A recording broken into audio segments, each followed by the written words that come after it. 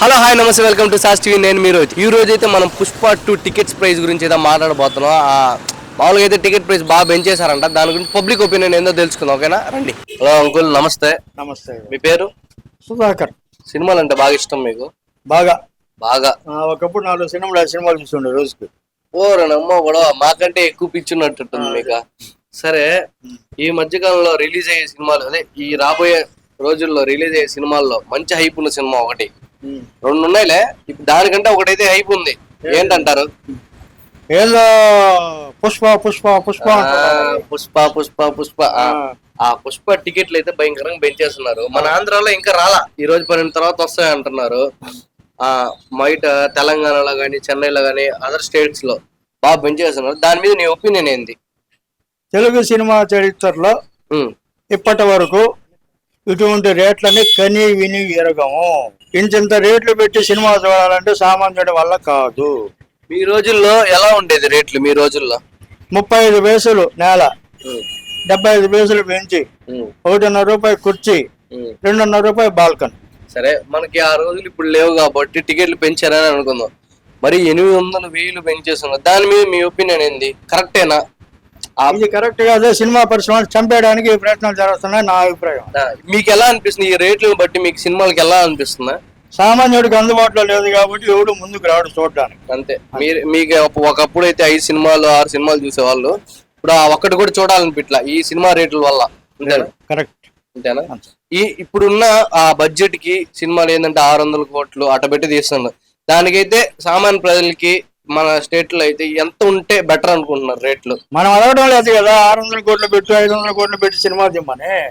Cinema కథ బాగుండి action బాగుంటే ఎవడైనా చూస్తాడు. నువ్వు పెట్టి కోట్లని పెట్టి సినిమా చూడటం కదా ఎవడు. సరే, మన దాని బడ్జెట్ ప్రకారం అనుకున్నా మనకి ఎంత టికెట్ ప్రైస్ ఎంత ఉంటే బెటర్ అనుకుంటున్నారు? సుమారుగా ఒక 300 రూపాయల లోపల ఉంటే మొదటి వారంలో 300 కింద ఉంటే బెటర్ ఆ బడ్జెట్ కి. అంత రెండోసారి పోవాలన్నా కానీ వీలు పడుతుంది.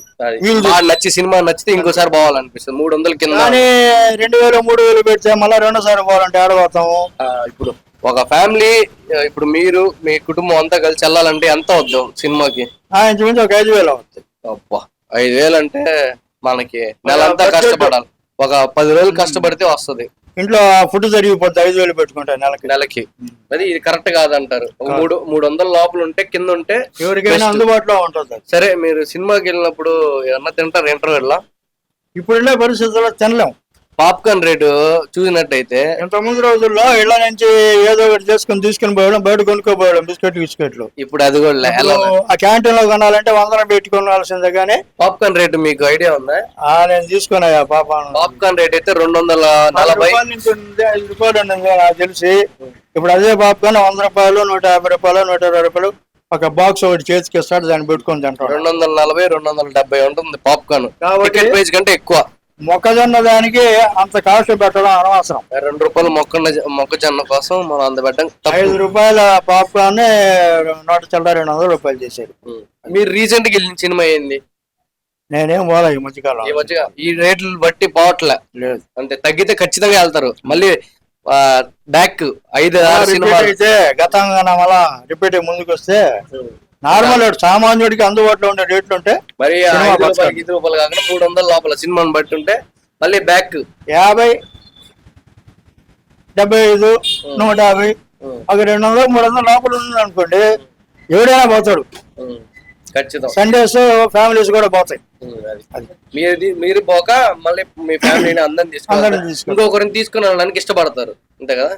అది టికెట్ ప్రైస్ మీద అయితే అట్టున్నాడు తాతయ్య.